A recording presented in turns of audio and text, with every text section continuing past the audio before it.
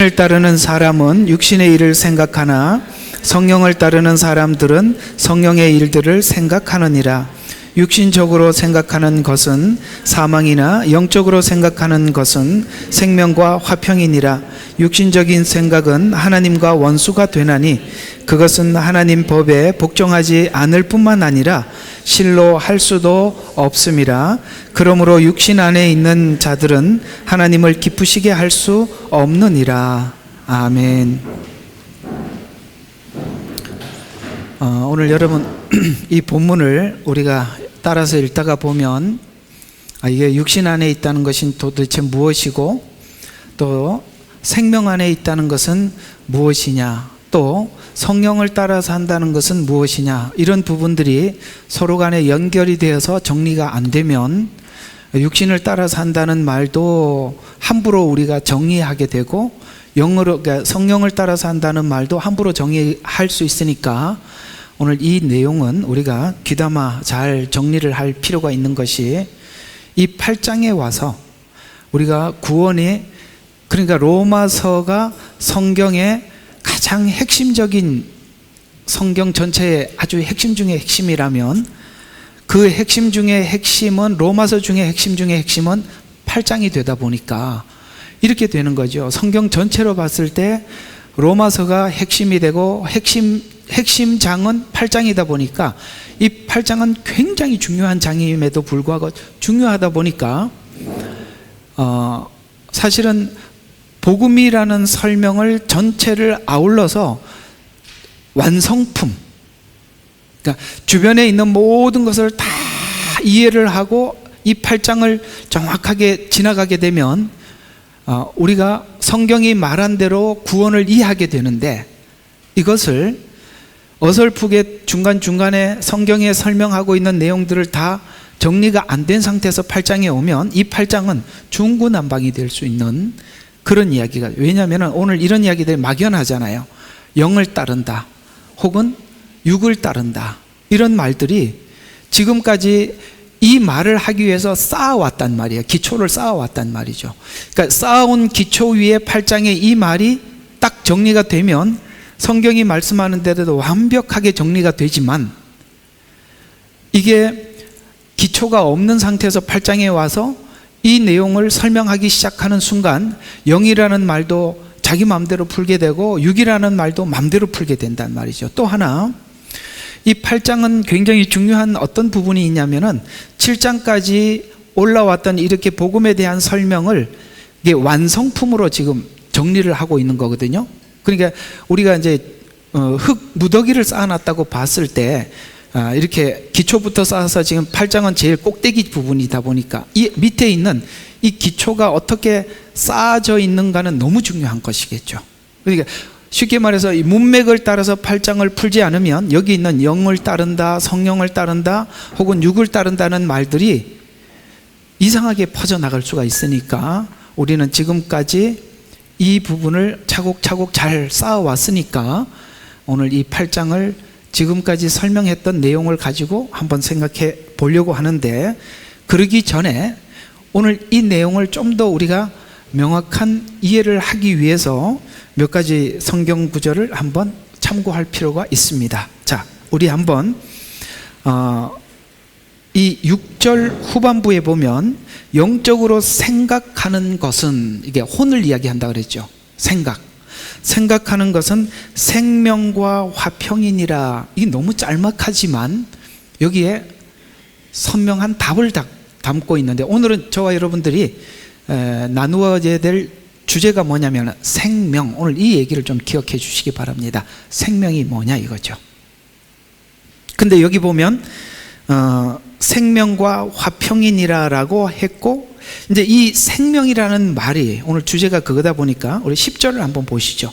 이렇게 이야기합니다. 생명을 좀 더 명확하게 이렇게 설명해 나가고 있습니다. 만일 그리스도께서 너희 안에 계시면 몸은 죄로 인하여 죽은 것이나 성령은 의로 인한 생명이니라. 자, 생명이 뭐하고 접붙여졌냐면은 앞에 성령이라는 말이 붙었습니다. 이거 하나하나 우리가 붙여놔야 돼요. 자, 오늘은 주제가 생명인데 생명은 뭐가 따라와야, 뭐가 해야 같이 붙어줘야 된다고요?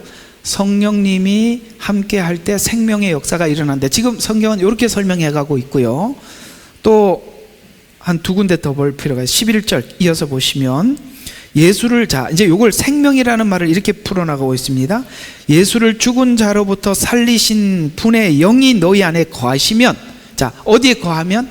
우리 안에 거할 때 너를 살리신 거. 자 그리스도를 죽은 자들로부터 살리신 분이 너희 안에 거하시는 그분의 영으로 인하여, 자 보세요. 뭘 살리냐면은 죽을 몸도 살린다는 말을 우리가 많이 오해했다 이 말이에요.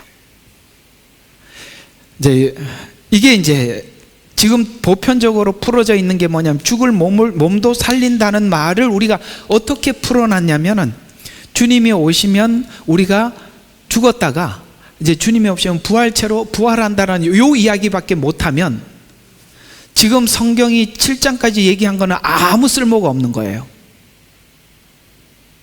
그러면 이 죽을 몸이 뭐냐 이거죠.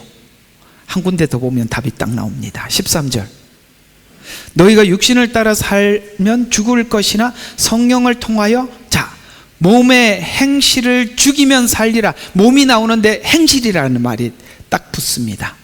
자 정리를 한번 해볼게요.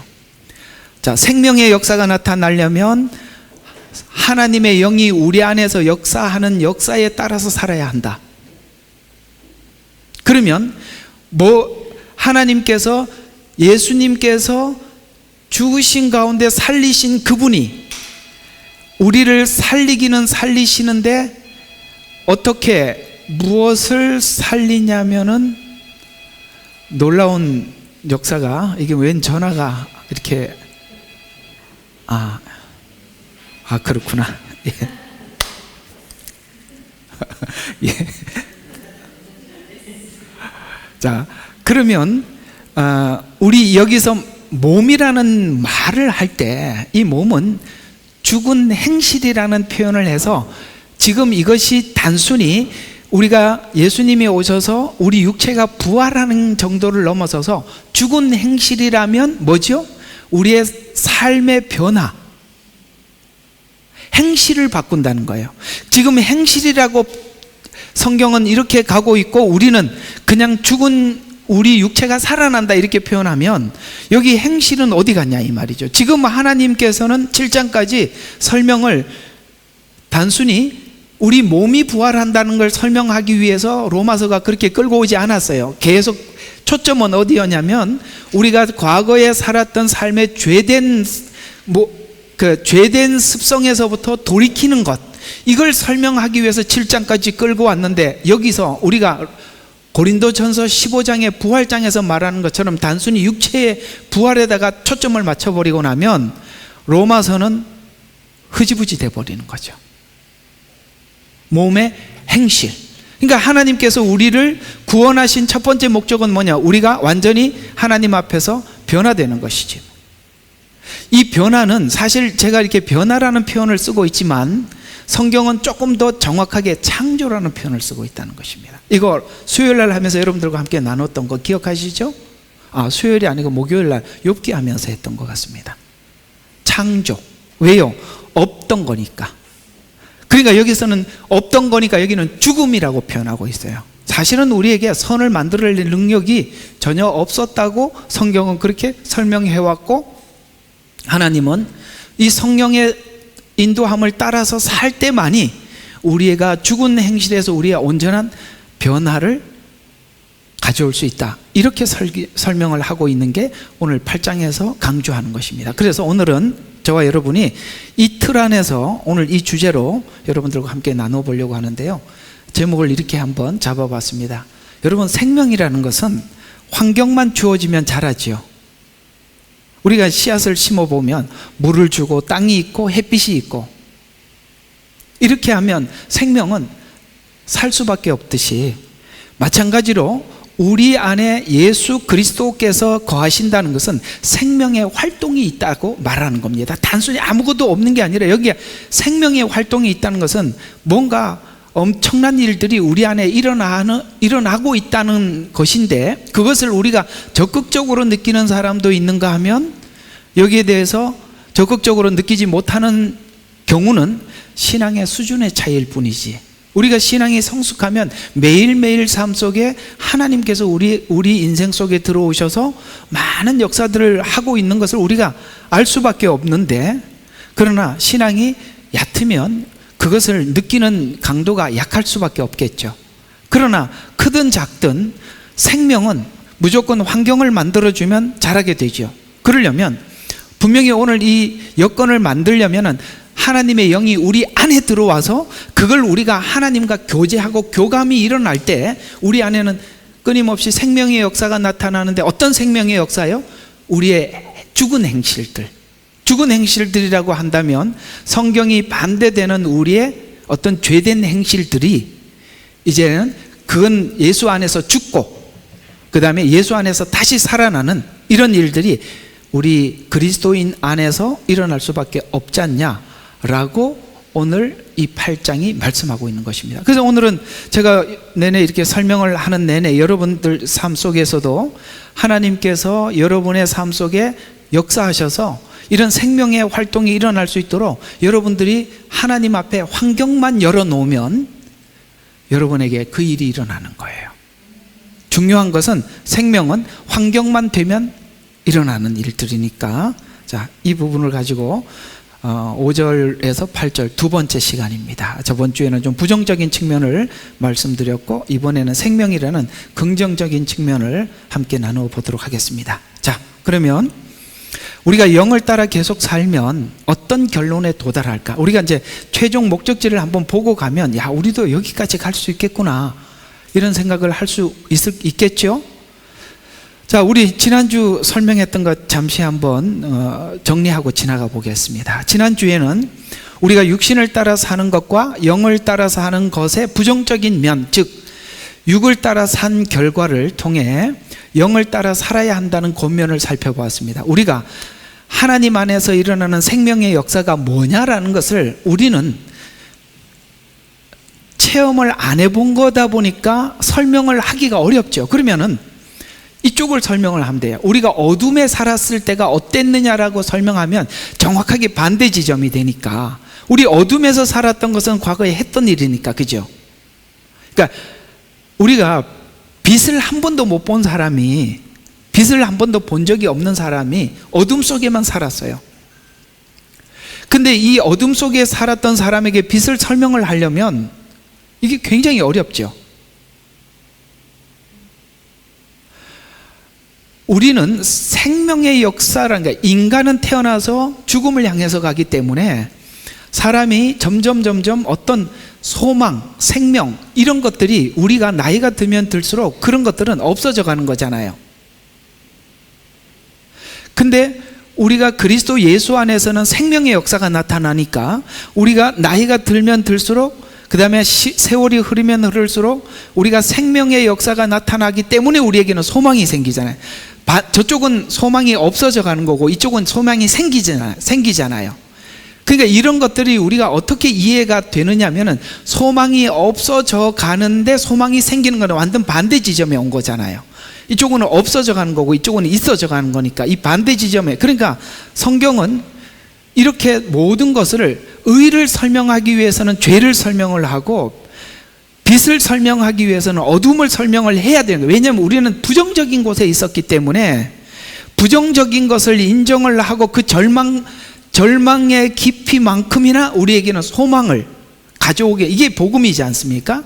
이런 측면에서 우리가 저번 주에 살펴봤던 것은 바로 육이라는, 육체 안에서 살았을 때 우리의 절망적인 상황들을 설명을 했다면, 오늘은 살린다는 쪽에서, 그러니까 이제 좀 어렵지만 제가 조금 한 번 더 정리를 하면, 복음을 설명을 하려면 하나님께서 복음을 전하는 틀이 있어요.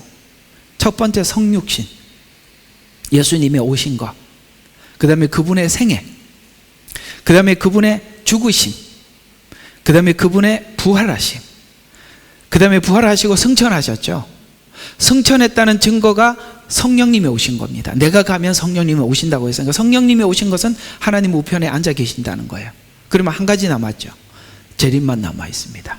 이 틀 안에서 설명하는 것 중에 저번 주에는 부정적인 거, 쉽게 말해서 십자가 쪽에서 설명을 했다면 오늘은 긍정적인 거, 부활 쪽에서 설명을 하겠다는 거예요. 이렇게 하니까 금방 이해가 가죠. 예, 십자가를 저번 주에 설명했고 이번 주에는 사르심, 부활을 이야기하겠다는 겁니다. 이 두 가지를 다 하고 나면 우리가 육신을 따르는 사람들은 육신의 일을 생각하고 영을 따르는 사람들은 영을 생각하나니, 그 다음에 영을 따르는 사람들은 생명이고 화평이니라 라는 말씀을 우리가 이쪽에서 한번 살펴보자는 것이죠. 자, 이번 주에 영을 따라 산다는 것이 무엇인지, 긍정적인 그 결말이 무엇인지 살펴보려고 하는데, 우리가 이제 영을 따랐을 때 바울이 거의 마지막 부분에 하나님의 영을 따라서 살다가 마지막 부분에 이런 말을 한 적이 있어요. 이게 빌립보서가 그 바울이 노년기에 적은 마지막 거의 서신이거든요. 거기에 보면 자기가 신앙의 어떤 하나님을 따라 산 정상에서 빌립보 교인들에게 편지를 하면서 이런 말을 한 적이 있습니다. 빌립보서 4장 이게 16절인가 절수를 내가 잊어버리고 하네. 내게 능력 주시는 자 안에서 내가 모든 것을 할 수 있느니라, 이런 말씀을 한 거 기억하시죠? 이게 영을 따라서 살면서 체험한 마지막 고백이에요. 내가 하나님의 영을 따라가 살다 보니까 나 모든 것을 할 수 있게 됐다 라고 말씀하고 있는 이 모든 것을 할 수 있는 것은 그냥 우리가 이렇게 생각하죠. 귀신을 쫓아내고 복음을, 이런 얘기가 아니라 내가 내 자신이 환경이 나를 넘어뜨리지 못하는 나는 환경을 넘어선 자가 될 수 있었던 것이 내게 능력 주시는 자 안에서 내가 모든 것을 할 수 있더라는 거죠. 그러면 오늘 그 얘기를, 내게 능력 주시는 자라는 말을 오늘 로마서에서는 뭐라고 말했죠? 하나님의 영이 내 안에 거하시면, 이렇게 표현하고 있어요. 그러니까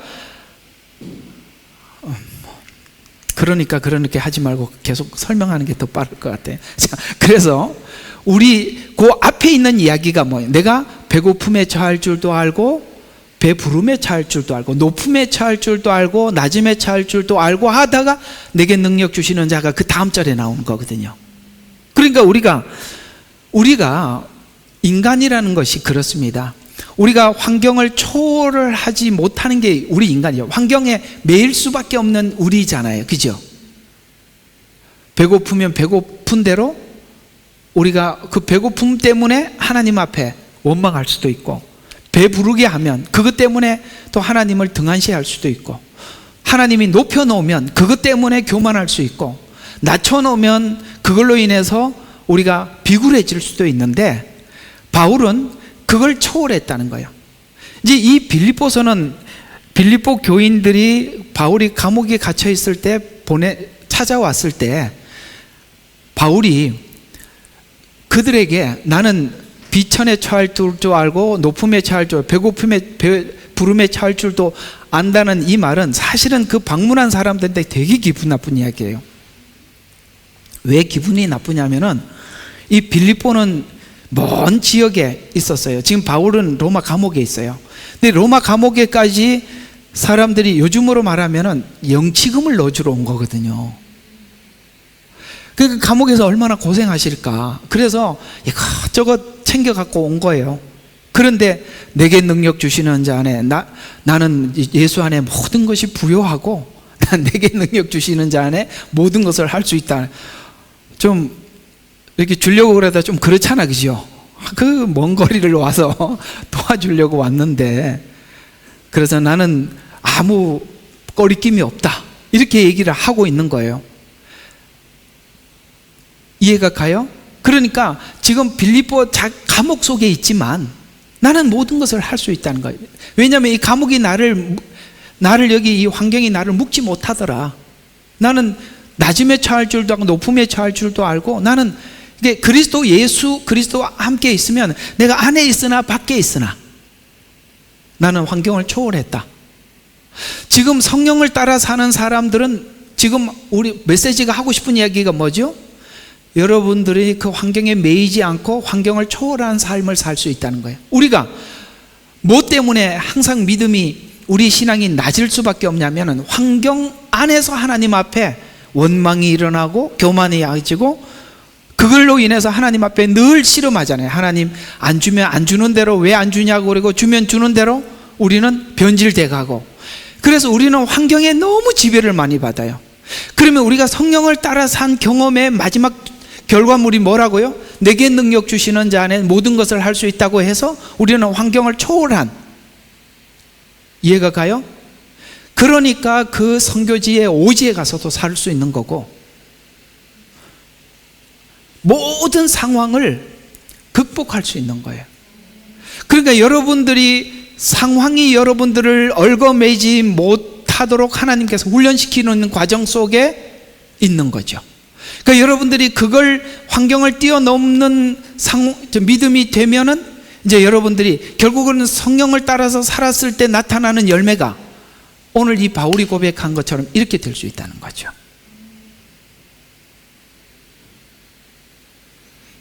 아멘 소리가 그렇네.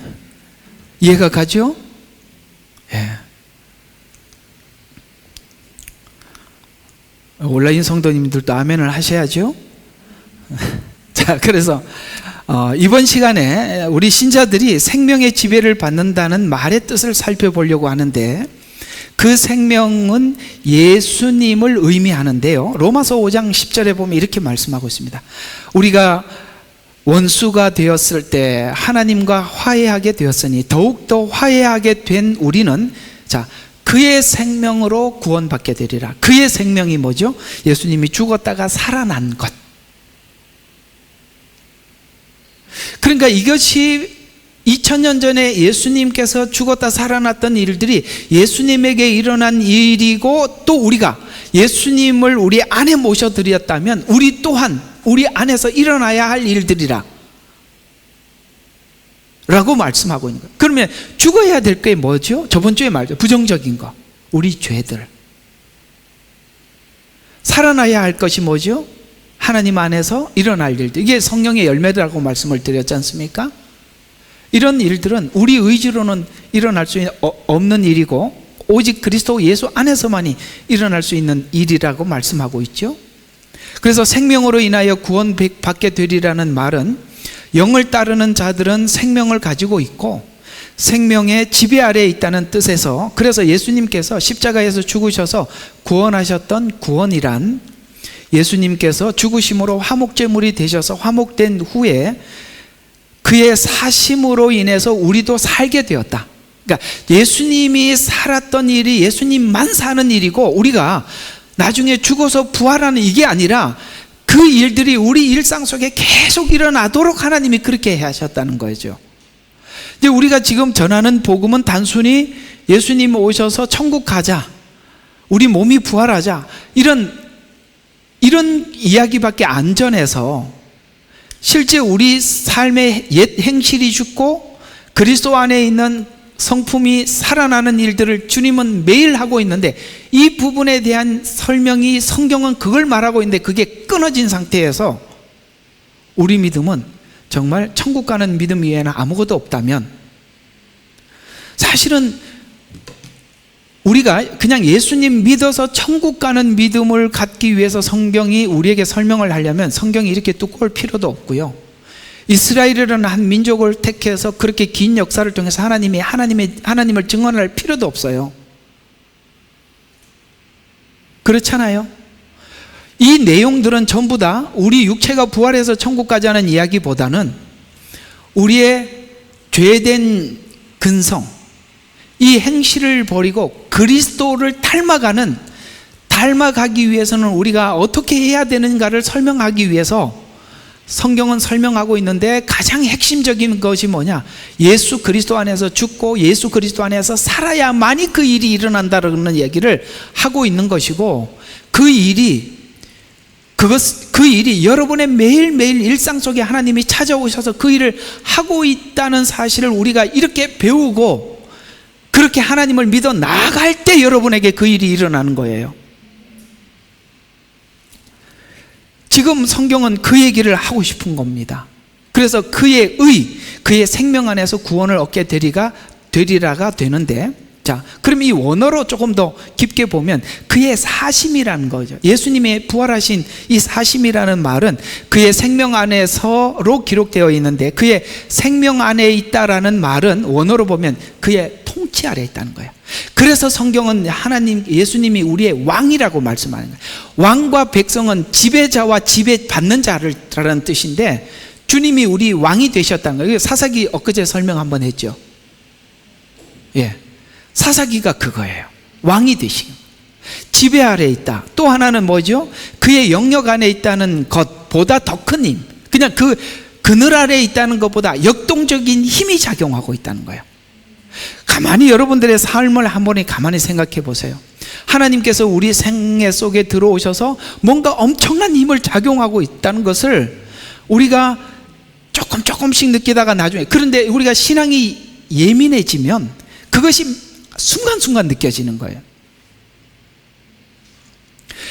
그래서 우리가 하나님께서 여러분들의 어떤 신앙적인 감각을 살리기 위해서 그 일들을 계속 작업을 하고 계시는 거예요.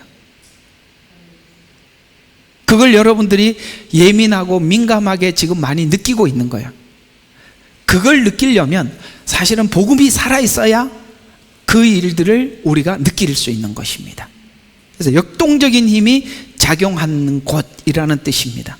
그래서 영을 따르는 자들은 하나님의 목적을 알게 되고, 그래서 목적 아래에 있고, 그 다음에 하나님께서 왜 그렇게 하는지 알아요. 하나님께서 하나님의 성품을 우리에게 회복시키기 위함이요, 하나님의 원리에서 인도받는 자들인데, 이들은 예수님의 인도와 지배 아래에 있는 자들이고 은혜의 의가 힘을 쓰는 자들이다. 의가 작용을 하는데 율법의 의가 아니라 하나님의 그 십자가의 국률의 은혜의 의가 작용하더라는 거예요. 그렇기 때문에 은혜의 의가 작동하는 한 그리스도 예수 안에는 정죄함이 없는 상태에서 끊임없이 우리에게, 그래서 반복해서, 그래서 하나님이 옛날에 한번 책망했던 것이 책망하는 걸로 끝내는 게 아니라 그 책망이 반복되어도 우리가 감사하게 받는 것은 한 번 이야기하고 하나님이 아니면 치워버리는 게 아니라 그걸 일을 계속 반복해서, 사사기가 그래서 계속 뺑뺑이 도는 거예요. 여러분들은 사사기 시대와 같은 율법을 받은 자들이 아니라 은혜를 받은 자들이기 때문에 사사기처럼 무너지지 않아야 정상이에요. 복음은 그렇게 사사기처럼 흘러가지는 않아요. 자, 그래서 이들은 예수님의 인도와 지배 아래에 있는 자들이고 은혜의 의가 힘쓰는 자들이라는 뜻입니다. 생명이라는 말의 뜻은, 생명이란 아까 주제에서 말씀드린 것처럼 조건만 주어지면 자라려고 한다는 뜻으로, 오늘 처음부터 인간을 창조하시고 하나님이 생육하고 번성하라. 왜요? 하나님 안에서는 계속 생명의 역사가 일어나는, 그래서 생육하고 번성하라는 말과 같은 것입니다. 생명이라는 말을 사용하는 이유는 우리 하나님을 믿는 성도들이, 신자가 형벌에서 벗어났을 뿐만 아니라 생명 활동과 힘이 우리를 지키고 보호하고 인도한다는 것을 가르치고 있는 것입니다. 로마서 5장 12절, 우리가 지나왔던 이야기지만 보면은 한 사람으로 인하여 죄가 세상에, 이 한 사람은 아담을 이야기하는 것이죠.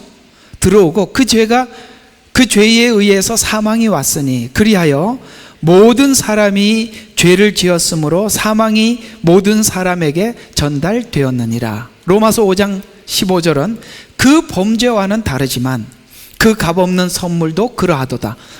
아까 사망을 설명을 하고 지금 생명을 설명하고, 성경은 항상 이렇게 먼저 죽음부터, 그래서 구약은 율법이에요. 율법의 절망을 충분히 숙지를 해야 드디어 예수님이 오셨다는 이 소식이 우리에게 진짜 반가운 소식이에요. 기다리는 사람에게 그 사람이 소중하지, 기다리지 않았던 사람에 아무런 의미가 없듯이. 그래서 우리 신앙생활은 하나님이 크게 두 가지 패턴으로 주시는 거예요. 하나는 여러분들의 최고의 절망 속에 있다가 복음을 들으러 오게 하는 거예요. 절망 속에 있었기 때문에 이 복음이 귀한 거예요. 그래서 은혜의 복음을 전하되, 저는 이렇게 전하는 이 복음 메시지는 은혜의 복음입니다. 그러니까 은혜의 복음을 전하다 보면 이걸 들을 수 있기 위해서 여러분들이 누군가가 다 절망, 그래서 저는 그런 생각이 들어요. 주생명 선교교회를 그리고 가로 해놓고 둘째 아들 교회 이렇게 적어야 되나? 저희 교회는 둘째 아들이 듣는 교회입니다. 이런 것처럼 그 범죄와 다르지만 값없는 선물도 그러하도다. 만일 한 사람의 범죄로 인하여 많은 사람이 죽었다면이라는 앞에 이걸 처절하게 느끼고 와서 더욱더라는 말이 얼마나 큰지 아는 거예요. 이해가 가요? 완벽한 죽음 안에 있었던 자들이 완벽한 절망 속에 있는 사람들에게 이 더욱더라는 말이 괜히 붙은 게 아니라는 말이에요. 그래서 더욱더 하나님의 은혜와 한 사람 예수 그리스도로 인하여 인한 은혜로 말미암은 선물이 많은 사람들에게 풍성해졌는데 더욱더 풍성해졌다네. 아시겠어요? 여러분 이게 있잖아요. 죽음에 있던 사람이 생명을, 그러니까 예를 들어서 우리가 가끔씩 그런 사람을 보잖아요. 죽었다가 살아난 사람. 보통은 그런 일이 안 일어나는데 그런 사람들은 살아가는 삶을 살아가는 태도가 달라요. 안 죽어본 사람하고 다르다 이 말이에요. 그런 것처럼 로마서 5장 17절에 보니까 한 사람 예수 그리스도의 의의 선물인 예수로 말미암아 생명도 힘을 썼다고 설명을 하는데 사망이 힘을 쓴 것 훨씬 이상으로 아까 더욱더 생명이 힘을 쓰더라 라고 말씀하고 있는 것입니다.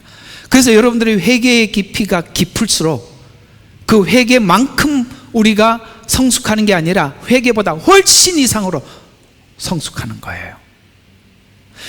이것이 십자가 구원 후에 인류가 처한 신자의 입장인데 십자가 이전의 선한 율법을 통해서도 악을 생성하려고 했었다. 우리가 지금 했죠. 율법이 왔으나 율법을 통해서도 악을 만들어내더라. 선해도. 그러니까 율법을 통해서 한다는 것은 아무리 선해도 바깥에서 우리에게 강제로 요구하는 법칙으로는 우리 마음이 안 바뀌더라는 거예요. 옛날에 그 사이판에서 목회를 할 때 이제 우리 교회 대부분 조선족이었습니다만 그 우리 한인들이 몇 분 다녔었어요. 이분이 이제 한 번은 와서 이제 아들이 이제 텔레비 보지 마라 그렇게 신신당부를 했는데 가서 이제 가보니까 텔레비가 꺼져 있더래. 그래서 물었대요. 오늘 텔레비 안 봤지? 그러니까 절대 안 봤대. 그래서 텔레비를 이렇게 만져보니까 뜨뜻하더라는 거야. 그래? 그러니까 속은 척하고 넘어갔다 그러는데 강제로 하지 말라는 우리 마음을 바꿔놓지는 못해요. 우리를 위선자로 만들 뿐이지. 우리가 내면의 본질이 바뀌지 않는 한 우리의 변화는 다 위장술이죠. 그걸 바꾸기 위해서 주님은 우리를 향한 당신의 마음을 표현해 준 게 십자가 사건이에요.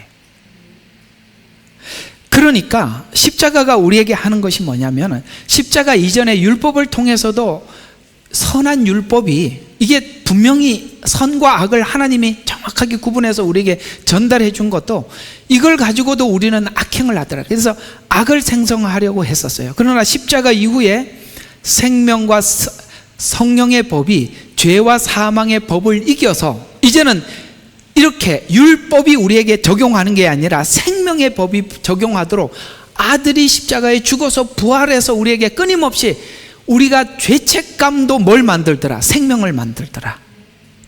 그러니까 예수 그리스도 안에서 하나님의 끊임없이 우리의 죄도 생명을 만들고 모든 것을 하나님이 이렇게 긍정화시키고 있는데 우리가 율법 안에서 이 성경을 설명하기 시작하게 되면 생명을 못 만들어낸단 말이에요.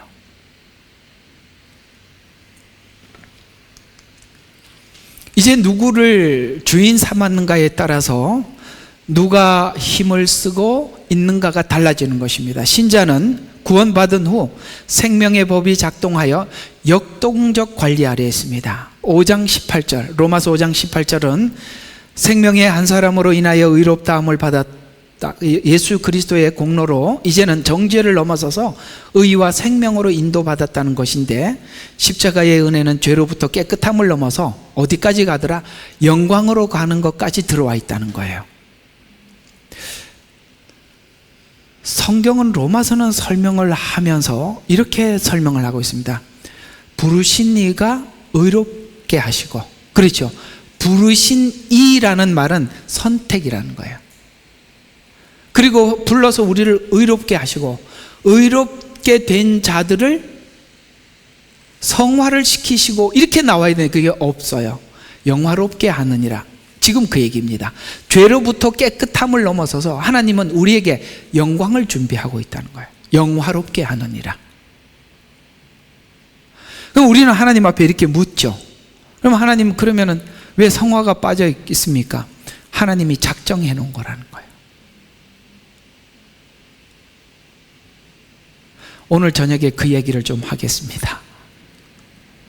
기가 막히는 이야기가, 우리는 되게 이상한 게 뭐냐면, 왜 아브라함이 이스마엘 사건 이후에 이스마엘 사건이 있고, 그 다음에 또 한 번 애굽에 내려간 사건이 또 나와요. 그리고 이삭을 줘요. 우리가 15장 이후부터 하나님께, 창세기 15장에 아브라함이 하나님 앞에 확증을 받고 난 뒤에 아브라함이 흔들리지 말아야 되잖아요. 상식적으로 맞아요, 안 맞아요? 하나님 확증을 받는데도 또 엄한 짓 하잖아요. 그걸 왜 기록해놨냐 이거예요. 그리고 하나님이 왜 말리지 않고 기록해? 이게 굉장히 예언적, 굉장히 중요한 예언이 거기 담겨 있습니다.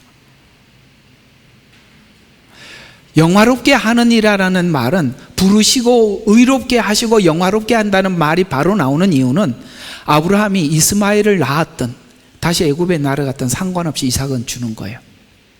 그런데 그 사건이 우리가 볼 때 믿음 없는 행동 같고 실패의 행동 같았지만, 그것 때문에 아브라함은 도리어 믿음의 사람으로 바뀌어가는 거예요. 우리는 사실 하나님 앞에 뭘 잘한 걸 올려드리는 게 별로 없어요. 여러분, 한 주간 살면서 하나님 앞에 정확하게 살다 왔습니까? 매일 와서 하는 기도가 뭐예요? 한 주간 면목이 없습니다.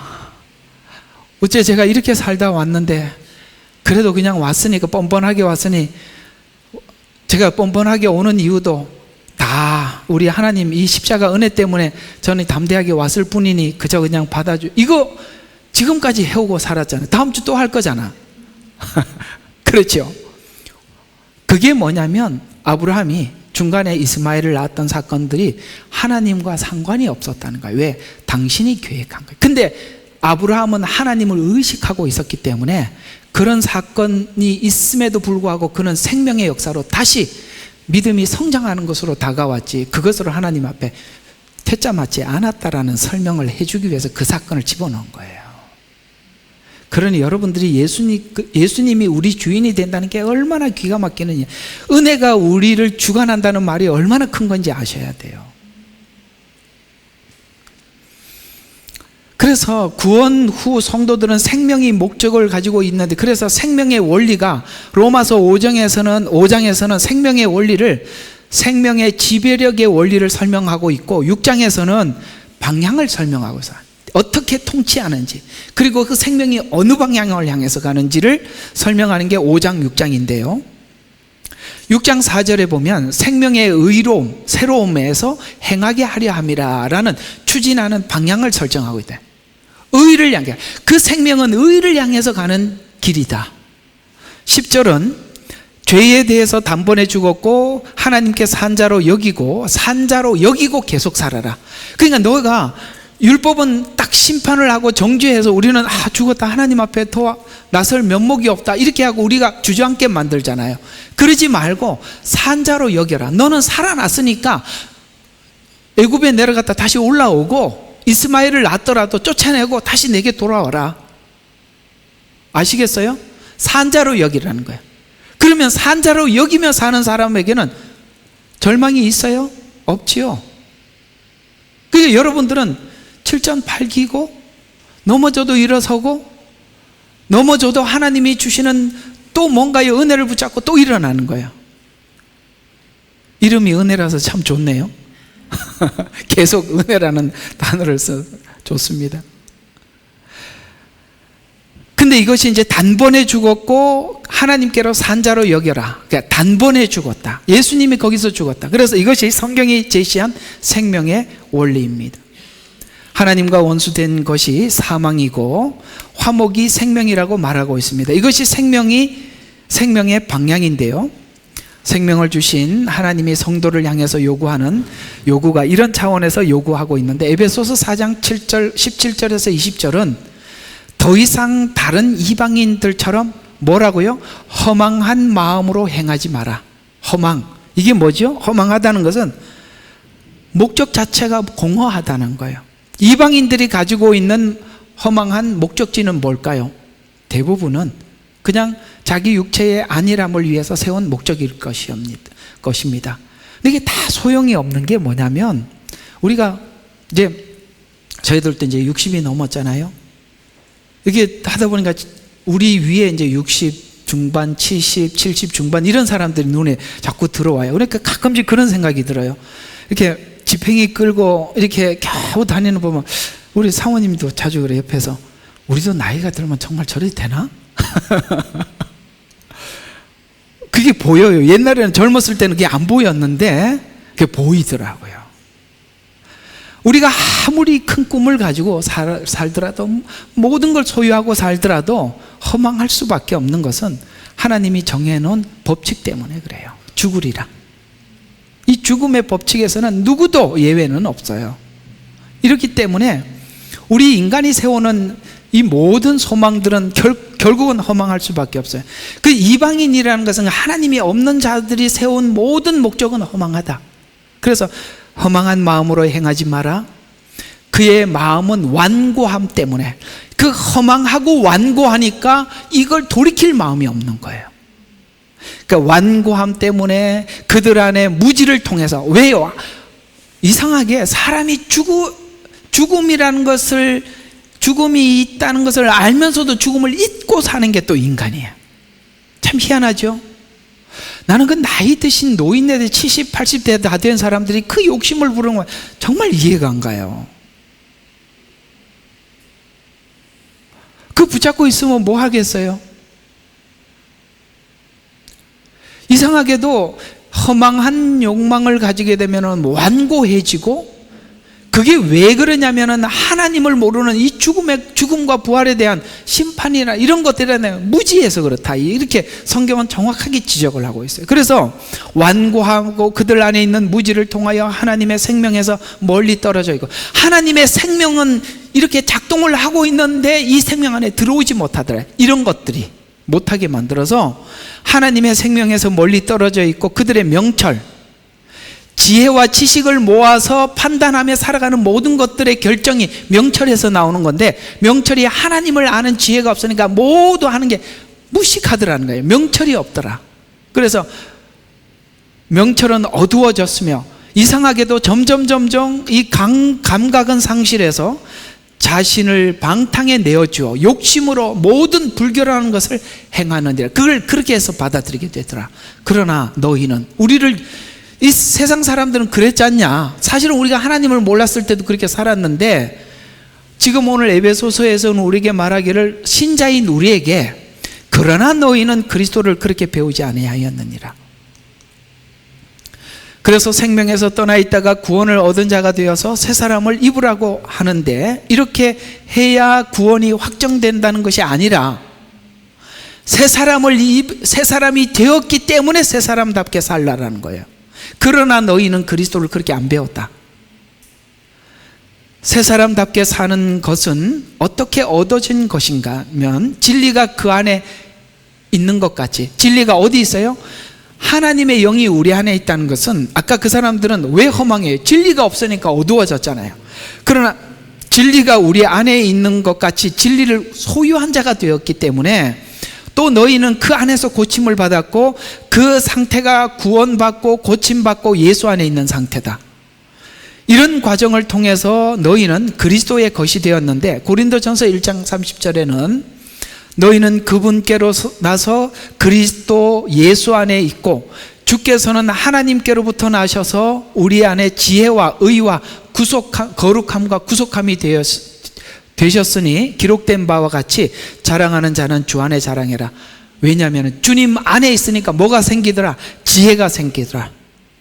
그리고 의를 향해서 가게 되고 우리가 거룩을 추구하게 되더라. 이거 그리스도 밖에 있는 사람들은 절대로 만들 수 없는 이런 것들이 우리 안에 들어왔더라. 그리스도 안에 우리는 하나님의 예수님의 모든 지혜와 거룩과 예수님의 지혜 중에 가장 탁월한 지혜가 뭐죠?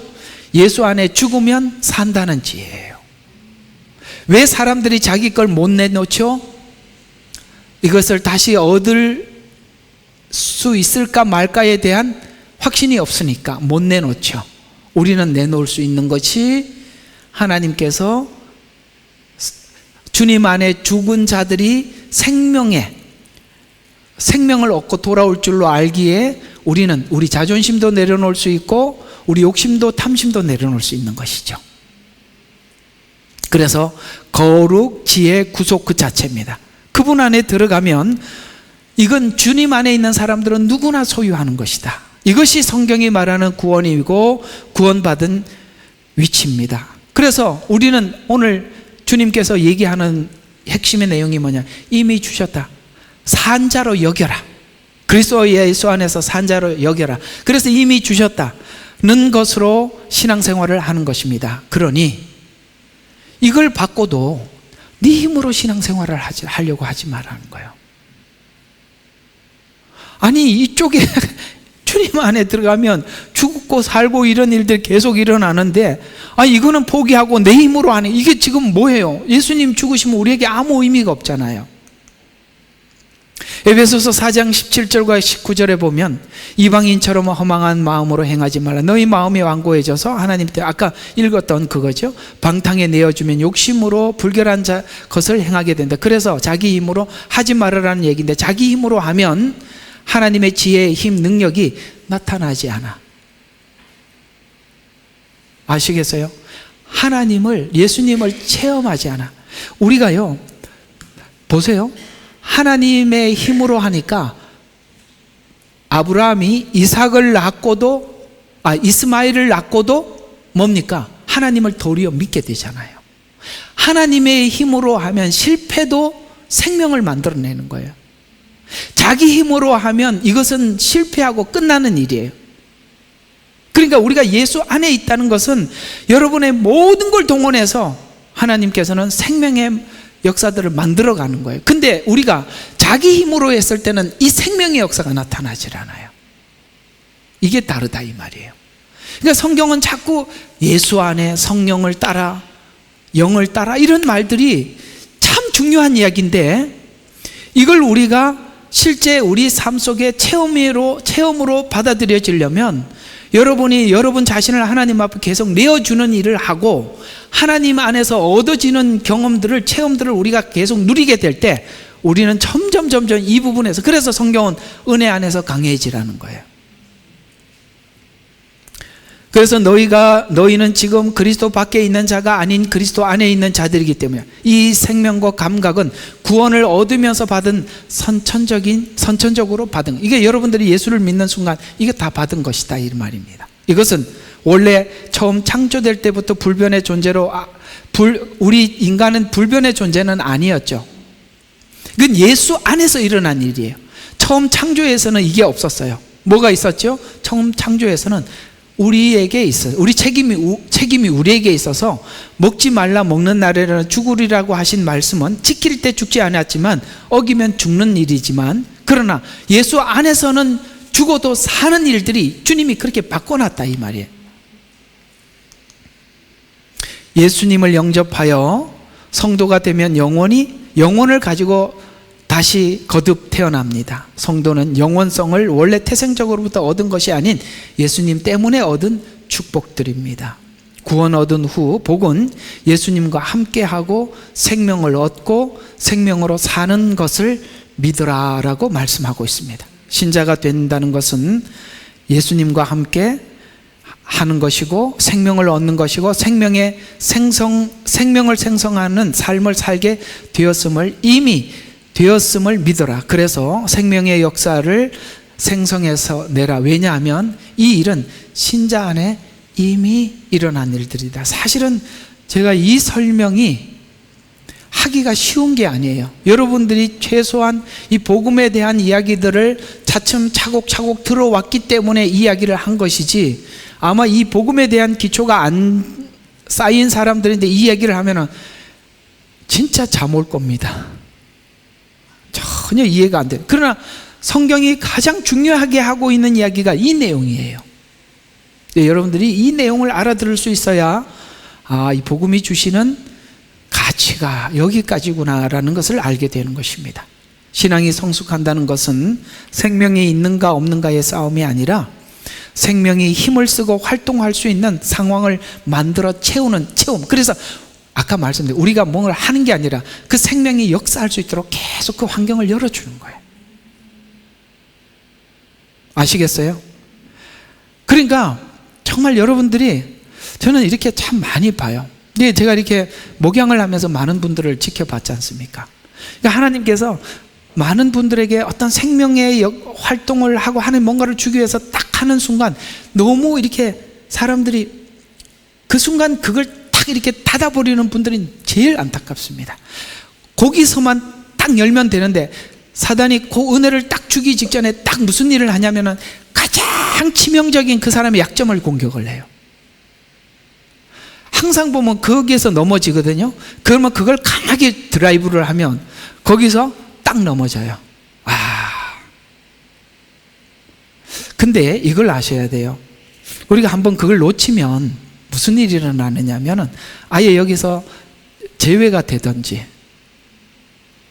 둘 중에 또 하나는 남아있더라도 그 시간이 다시 오기 위해서는 여러분들의 3배, 4배의 노력을 기울이셔야 돼요. 예수님께서 함께 예루살렘에 절기를 지키고 유월절을 지키고 내려갔습니다. 그 당시는 동네 사람들이 함께 내려갔어요. 그래서 당연히 함께 있는 줄 알고 부모님 내려가다 예수님을 보니까 안 보여. 놓쳤어요. 3일 길을 되찾아요. 3배, 4배의 노력이 필요한 거예요. 그 순간 하나님이 주실 때, 딱 마음에 갈등이 생길 때, 뭔가 마음에 딱 그게 뭔가 이렇게 이게 지금 하나님 뭔가를 주시려고 하는데 내가 늘 넘어지던 것 그 부분을 딱 공격하는 거라면 사정없이 딱 뭐라 그래야지 그때? 단어가 생각이 안 나요. 사정없이 딱 거부를 해야 되는데 딱 보면 있어요. 그 부분은 그 사람은 그게 안 되는 게 있어. 그것만 항상 건들면 잘하면 뭐해? 오면 뭐해? 마지막까지 오면 뭐해? 그거 딱 건들면 넘어진다는 알고 딱 준비하고 있다 사단이 딱 건들거든요. 근데 그것만 넘어서면 여러분들이 그 다음이 준비된 것을, 하나님이 주신 준비된 것을 받을 수 있는데 그걸 못 넘으면 거기서 또 스톱하는 거예요. 잘해봅시다. 네. 나도 힘이 들어요. 그걸 다시 하는 걸 보는 우리는 편하겠습니까? 자, 계속 한번 보겠습니다. 그래서 그 체험의 싸움입니다. 성경은 이것을 가르치기 위해서 많은 부분들의 사례, 그래서 아브라함의 생애를, 그 다음에 이삭의 생애를, 야곱의 생애를, 그래서 야곱을 관찰을 하도록 그렇게 길게 세밀하게 적은 거예요.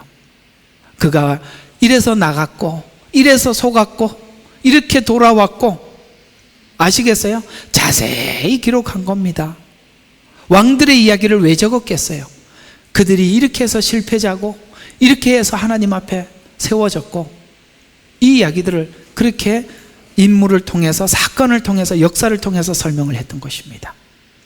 먹고 사는 것이 생명을 유지하기 위해서 필요한 필연적인 양식이라는 관점에서 본 이 내용, 요한복음 6장 53절에서 58절, 우리가 먹어야 우리 육신이 자라듯이 영도 마찬가지에 먹어야 된다는 표현을 이렇게 하고 있는데, 너희가 인자의 살을 먹지 않고 너희 피를 마시지 아니하면 너희 안에 생명이 없느니라. 살을 먹는다는 것은 예수님이 왜 나를 위해서 채찍을 당하셨는지 알지 못하면, 예수님께서 왜 십자가에서 피를 흘렸는지 알지 못하면 이런 이야기입니다.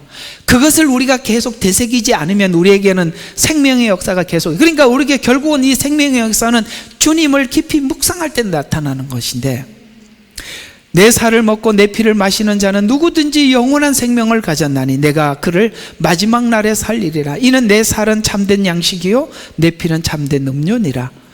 내 살을 먹고 내 피를 마시는 자는 내 안에 거하며 나도 그 사람에게 안에 거하느니라. 여러분, 거한다는 게 중요한 거예요.